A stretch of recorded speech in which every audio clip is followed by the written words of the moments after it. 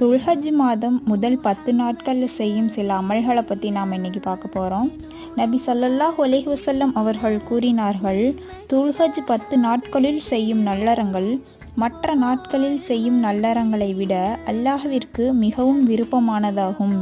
இந்த ஹதீஸ் அபூதாவுதில் 2440வது ஹதீஸாக இடம்பெற்றிருக்குது மற்றும் திருமிதியில் 762வது ஹதீஸாக இடம்பெற்றிருக்குது. அந்த அமல்கள் என்னென்னங்கிறத பார்த்துடலாம்.